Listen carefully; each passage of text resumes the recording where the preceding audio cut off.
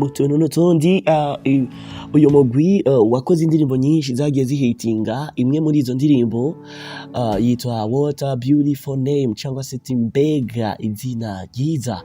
What a Beautiful Name yagaragaye nk'indirimbo idasanzwe aho yatwaye udushimo twinshi tugiye dutandukanye ku mugabane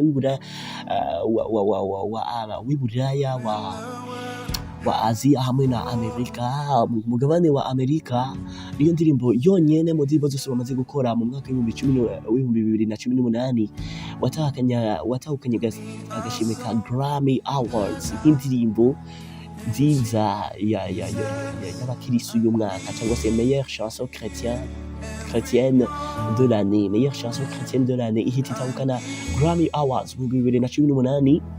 Ariko kandi iyi ndirimbo yatahukanye agashimwe ka Dove Awards mu 2017 chanson inspirée de l'année mu indirimbo yiswe indirimbo yahishuwe y'umwaka. Indirimbo yahishuwe cyangwa si indirimbo yanditse, no, bararavye bavuga ati indirimbo tubiravye indirimbo mpemu bwiwe yahishuye, bahita bayiha agashimwe ka Dove Awards mu 2017.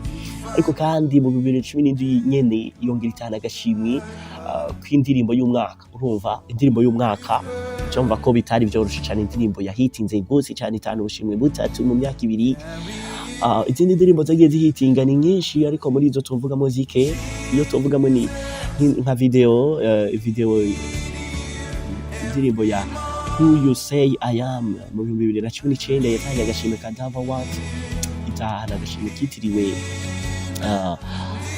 meilleure vidéo de l'année. Hama Be The Light nayo yatanye video ndende y'umwaka mu 2018 cyane agashimwe ka Dove Awards.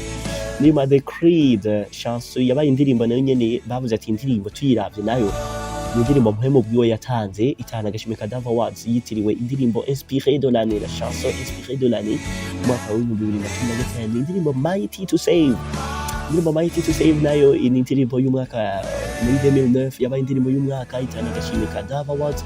Album Contre Deux album bakoze mu rurimi rw'Icyesipanyol, uradi ko basanzwe bakora mu rurimi rw'icyongereza, ariko aha iyi ndirimbo album Contre Deux bayikoze mu Cyesipanyol ihititahana agashimwe ka album nziza y'umwaka muri 2011 itana agashimwe ka Dove Awards. Mu majambo make ubushimwe bwose batwaye bwa Dove Awards 11. Hama bongera ko izi Grammy Awards is a beautiful name.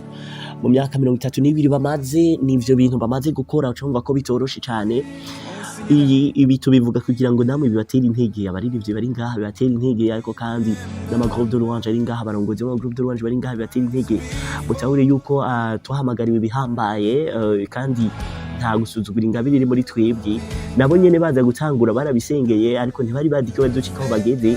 Uno munsi nawe nimba ufise ihamagagwa kanaka, ndagusaba ngo ureke kubineglija kandi ureke kubifata nk'ibintu vyerekeye iryo shengero ry'iwanyu gusa, ahubwo ubishire kw'isi yose kugira ngo isi irushirize kumenya Kristo, ariko kandi abantu batahura ico barebewe, bamenye neza yuko muri bo harimo ingabire zihambaye.